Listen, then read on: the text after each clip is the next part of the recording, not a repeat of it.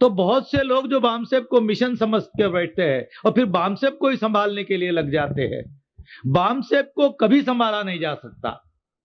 बामसेब को तभी संभाला जा सकता, बामसेब को संभालना, बामसेब को ग्रो करना, बामसेब को मेंटेन करना, बामसेब को डेवलप करना, ये अपने आप में नहीं हो सकता।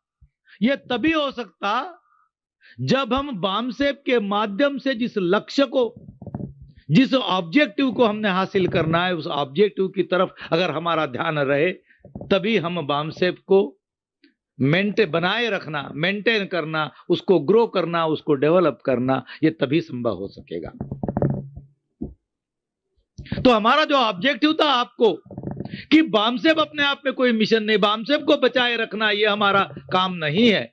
तो बामसेब को चलाना, किसी लक्ष्य के लिए चलाना, बामसेब को बनाए रखना, बामसेब को बचाना, बामसेब को बढ़ाना, बामसेब का विकास करना, ये उस लक्ष्य के लिए है। और वो लक्ष्य के लिए जैसी जैसी जरूरत होगी वैसा वैसा हम बामसेब को आगे बढ़ाएंगे।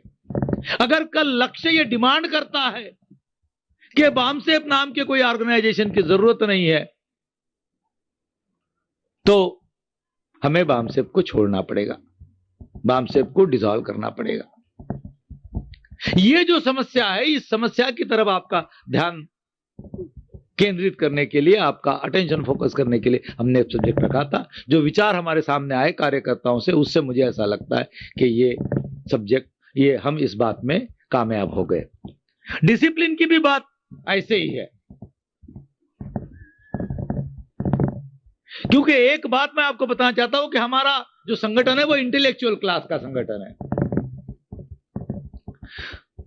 मासेस के ऑर्गेनाइजेशन में डिसिप्लिन लागू करना आसान काम है, इजी टास्क है।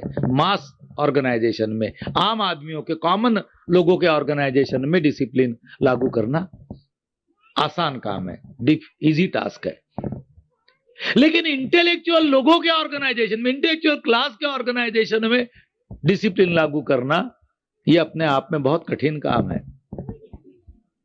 इंटेलेक्चुअल क्लास, इंटेलेक्चुअल लोग, ऐसा कहा जाता है इंटेलेक्चुअल लोगों के बारे में कि इंटेलेक्चुअल लोग वो डिसिप्लिन में नहीं रहते, क्योंकि हर एक इंटेलेक्चुअल आदमी की अपनी एक अलग डिसिप्लिन, वो दूसरों की नहीं मानता। सबसे बड़ा उसका रूल है, दूसरों की मत मानो, अपनी बात करते रहो। लेकिन ऑर्गेनाइजेशन डिसिप्लिन के बगैर नहीं चल सकते। और अगर इंटेलेक्चुअल लोगों का ऑर्गेनाइजेशन है, तो इंटेलेक्चुअल लोगों को भी डिसिप्लिन में रहना पड़ेगा। ये दुनिया में सबसे कठिन काम है साथियों, इंटेलेक्चुअल लोगों में डिसिप्लिन पैदा करना। तो हमने आपका ध्यान इस बुनियादी समस्या पर, जो आपका अटेंशन फोकस करना चाहते थे, मेरा ख्याल है कि जिस प्रकार के विचार हमारे सामने आए, हम इसमें सफल हो गए हैं। एक बात मैं आपको बताना चाहता हूं कि मासेस पर डिसिप्लिन थ्रस्ट की जा सकती है, थोपी जा सकती है। इंटेलेक्चुअल क्लास पर डिसिप्लिन थोपी नहीं जा सकती। तो इंटेलेक्चुअल क्लास को डिसिप्लिन इनकलकेट करनी पड़ती है, अपने चरित्र का हिस्सा बनानी पड़ती है और अपने चरित्र का विकास करना पड़ता है। अनुशासन में चलने के लिए अपने चरित्र को बदलना पड़ता है, अपने चरित्र का विकास करना पड़ता है, अपने चरित्र में वो बातें लानी पड़ती है। ये सेल्फ डेवलपमेंट की बात है, स्वयं स्व विकास की बात है। डिसिप्लिन अपने आप में स्ट्रेंथ है, क्योंकि हम जो लक्ष्य को हासिल करना चाहते हैं, जो ऑब्जेक्टिव हमने बनाया, उस ऑब्जेक्टिव के लिए बहुत बड़ी ताकत चाहिए। मैं आपको ये बताना चाहता हूं कि व्यवस्था परिवर्तन का जो ऑब्जेक्टिव है वो आसान नहीं है।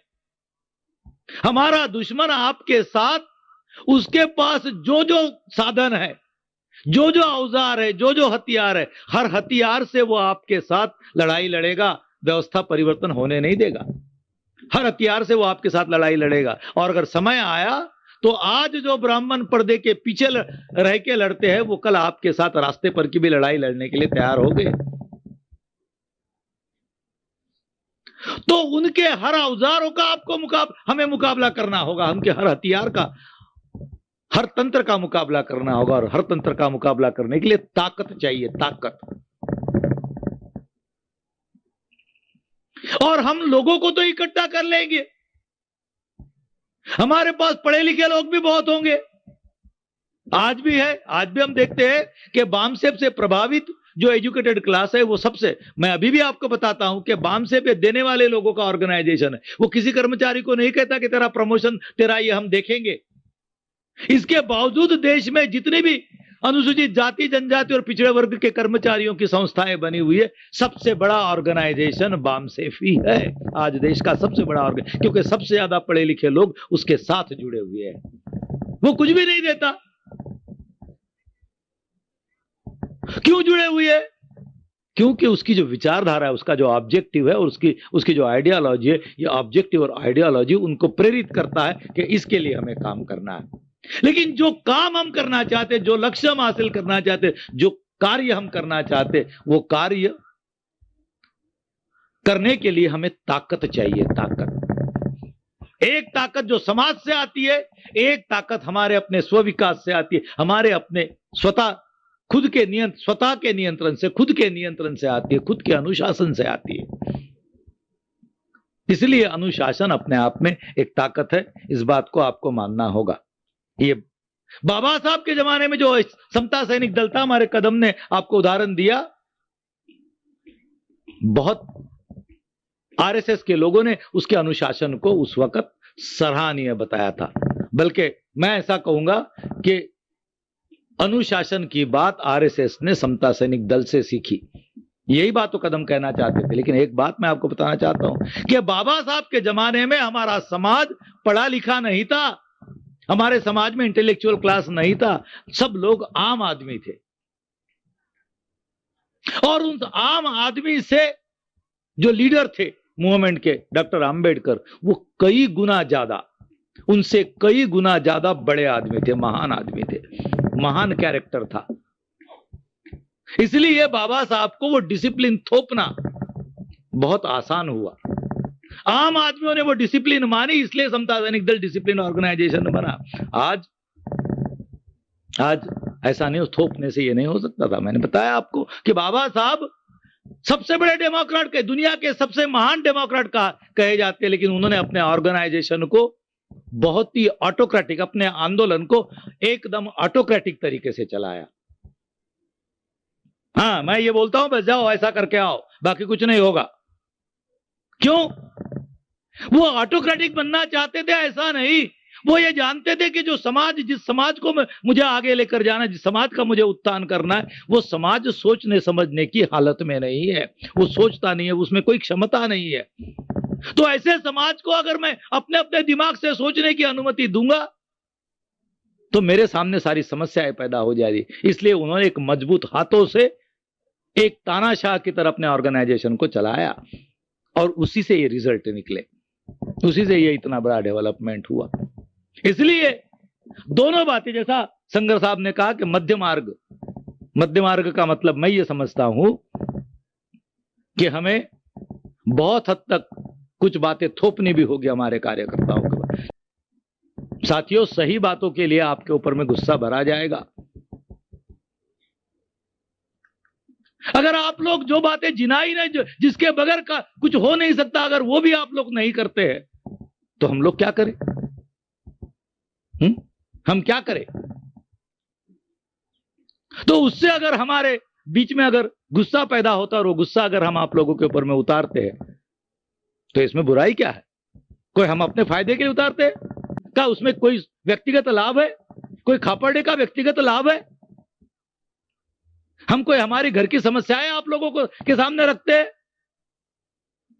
हमारी कोई निजी समस्या है, हम तो यहां, हमारी कोई निजी समस्या नहीं है ये मानकर लगे हुए। कोई निजी समस्या हम आपके सामने कभी रखी है? कभी बीच में कहा है कि मेरे घर में ऐसा हो रहा है, अब मैं ये नहीं कहता तुम करो? जो नेतृत्व है, नेतृत्व का सबसे बड़ा पहलू यह है कि नेतृत्व का मतलब है वो जनरल है लड़ाई का, और जनरल को हमेशा अपनी सेना के 10 कदम आगे होना चाहिए। इसका मतलब दुश्मन जो गोली चलाता है तो दुश्मन की गोली सबसे पहले जनरल को झेलनी पड़ती है। तो जो जनरल को गोली झेलनी पड़ती है, अगर वो हमारी सेना अगर वो लड़ने के लिए तैयार नहीं है तो जनरल तो मुफ्त में मारा जाएगा, वो मर जाएगा, उसका सैक्रिफाइस होगा, वो तो अपनी जान की सैक्रिफाइस तो करता है, लेकिन जो कॉज है वो कॉज तो आगे नहीं बढ़ेगा अगर सेना लड़ने के लिए तैयार नहीं है तो। और सेना तभी लड़ेगी जब वो जनरल के आदेश के अनुसार लड़ाई लड़ेगी। तो अगर सेना को अपने अपने दिमाग से लड़ाई लड़ने की छूट दी जाए तो क्या होगा, आप समझ सकते हैं। तो इसलिए साथियों, डिसिप्लिन बहुत महत्वपूर्ण पहलू है। डिसिप्लिन के बगैर लड़ने की ताकत आ ही नहीं सकती। जो स्ट्रगल है हमारी, ये स्ट्रगल के बारे में मैं आपको बताना चाहता हूं। जो संघर्ष हम लोग करना चाहते हैं व्यवस्था के साथ, ब्राह्मणवादी व्यवस्था के साथ, ये संघर्ष अनुशासन के बगैर हो ही नहीं सकता, क्योंकि अनुशासन अपने आप में संघर्ष देता है। 50% संघर्ष की ताकत ये अनुशासन से आती है और 50% ताकत विचारधारा से आती है। तो विचारधारा अगर आप लोग ले रहे हैं लेकिन अगर अनुशासन आप में नहीं आ रहे तो आपकी लड़ाई अधूरी रहेगी। इस बात को आपको ध्यान में रखना होगा। और आने वाला समय बहुत चुनौती भरा है, आपको बताना चाहता हूं मैं। एक तरफ हमारा आंदोलन बढ़ रहा है, उसके साथ साथ चुनौतियां भी बढ़ रही है, और उन चुनौतियों का मुकाबला करने के लिए जो ताकत चाहिए हमारे पास में, वो ताकत अगर हम नहीं अपनाते, नहीं कमाते हैं, तो केवल विचारधारा से कोई काम नहीं होने वाला। इसलिए अनुशासन को अपनाओ। अनुशासन एक बहुत डिस्क्रिप्टिव संकल्पना है, लेकिन संगठन का अनुशासन, संगठन जो आपको आदेश देते थे। एक बात हमने देखी कि हम सेंट्रल यूनिट की तरफ से कुछ इंस्ट्रक्शंस निकालते हैं, कुछ आदेश निकालते हैं कि भाई फलाने यूनिट, जैसे एक सिंपल बात है, हम बताते हैं कि भाई हाँ, आपके यूनिट में आपके यहां पर ये दिन का ये कार्यक्रम रखो और ये ऐसा कार्यक्रम रखो। सेंट्रल यूनिट की तरफ से आदेश निकालते हैं। होता क्या है कि वो जब लेटर जाता है सेंट्रल यूनिट की तरफ से उस यूनिट के पास में, तो उस यूनिट के कार्यकर्ताओं की अपनी मीटिंग होती है। मीटिंग किस लिए होती है? मीटिंग वो कैसे उस आदेश का पालन करना चाहिए इस पर सोचने के लिए नहीं होती। ये करना चाहिए या नहीं करना चाहिए इसके सोचने के लिए होती है। और फिर वो बाद में बता देते हैं हमको कि भाई ये हम नहीं कर सकते। तो क्या जो सेंट्रल से जो आपको इंस्ट्रक्शन दी जाती, जो हिदायत दी जाती है, क्या उसका जिले के स्तर पर, राज्य के स्तर पर उसका पुनर्विचार हो सकता है? फिर अगर जिले के स्तर पर और राज्य के स्तर पर अगर उसका पुनर्विचार करना है तो फिर सेंट्रल की जरूरत क्या है? ऑर्गेनाइजेशन के डिसिप्लिन है कि सेंट्रल से जो आदेश निकलता है वो आदेश का हुबहू पालन, डिक्टो उसका इंप्लीमेंटेशन ये स्टेट और डिस्ट्रिक्ट में होना ही चाहिए। उस पर पुनर्विचार करने की, उसका रिव्यू करने की डिस्ट्रिक्ट्स को और स्टेट्स को कोई इजाजत नहीं है। ये सब्जेक्ट क्यों रखना पड़ा? क्योंकि पिछले कुछ दिनों में हमें ये बात ध्यान में आई कि the state units and the district units on their own they review the instructions of central unit, the instructions of the central leaders. That is very bad. तो क्या होगा? आपको विचारधारा तो बहुत समझ में आ रही है, लेकिन विचारधारा अपने आप में कोई मूर्त नहीं है। उस विचारधारा के अनुसार जो नियोजन होगा, वो नियोजन से जो काम आप करोगे उससे आपको रिजल्ट निकलेंगे। तो विचारधारा आपके बहुत समझ में आई, लेकिन उसका पालन तो आपके एरिया में हुआ ही नहीं, क्योंकि आपने नियोजन से जो हिदायतें दी जाती है, जो सुझाव, जो आपको जो हिदायतें दी जाती है, जो इंस्ट्रक्शन दी जाती है, उसको फॉलो नहीं किया। इसमें हमारी कोई कमजोरी, हमारा कोई मतलब, हमारे मान सम्मान का सवाल नहीं है कि खापर्डे राष्ट्रीय अध्यक्ष है, उनकी हिदायत को आपने फॉलो नहीं किया, इससे खापर्डे के मान सम्मान को कोई चोट नहीं पहुंची। लेकिन जिस ऑब्जेक्टिव के लिए आप लोग ऑर्गेनाइजेशन में लगे हुए, उस ऑब्जेक्टिव का पालन, उस ऑब्जेक्टिव के तरफ आप लोग नहीं बढ़े, ये आपकी अकार्यक्षमता है। ये क्यों होती है? क्योंकि जाने अनजाने में आप लोग जो है, आप लोग इस अनुशासन को तोड़ते हैं। मैं नहीं कहता हूं कि ये डेलिबरेट हो रहा है, लेकिन ये अनजाने में भी होता है, इनडेलिबरेट भी होता है। तो इसको नहीं होना चाहिए। इन बातों की तरफ हमने आपका ध्यान फोकस करने के लिए हमने ये सब्जेक्ट रखा। इन सारे पहलुओं के बारे में आपको सोचना है। पहले खुद का विकास करो, स्वयं का विकास करो। बाबा साहब आखिरी दम तक खुद का विकास करते रहे। खुद का विकास का मतलब कमरे कोठियां बनाने का नहीं, तो खुद के चरित्र का, खुद के व्यक्तित्व का विकास करते रहे। हर लीडर को यह करना पड़ता है। आपने खुद में देखा होगा कि 20 साल पहले हम क्या थे, ये सोचने की बात है आपको। 20 साल पहले हम क्या थे, 20 साल के बाद आज हम क्या है। ये कोई किसी ने हमको चुनकर भेजा इसलिए नहीं आए हम, ये हमारे अपनी विकास की प्रक्रिया से आए हैं। और ये विकास की प्रक्रिया बहुत बड़ी दुखदाई है। इस दुखदाई प्रक्रिया को हमने झेला और झेलते झेलते आज हम आ गए। आज भी हम उस प्रक्रिया में हैं। हम जब आपकी लीडरशिप करते, जब आपका नेतृत्व करते, तो नेतृत्व करना आसान बात नहीं है, मैं आपको बता रहा हूं। हर रोज रात को गाड़ी में होना पड़ता है और दिन में लोगों में होना पड़ता है। कई बार लोग मुझे कहते रहे, इतनी बड़ी उम्र में आप रात को सफर करते हैं, दिन में मीटिंग करते हैं। यहां सवाल उम्र का नहीं, सवाल ऑर्गेनाइजेशन की जरूरतों को पूरा करने का है। तो ऑर्गेनाइजेशन की जरूरतों को पूरा करने के लिए ये बातें करनी पड़ती है। तो इसलिए अनुशासन को आप एक महत्वपूर्ण हिस्सा, आपके कार्य का एक महत्वपूर्ण पहलू और महत्वपूर्ण हिस्सा मानकर आप लोग भविष्य में काम करोगे। इस आशा के साथ में ये सेशन खत्म करता हूं।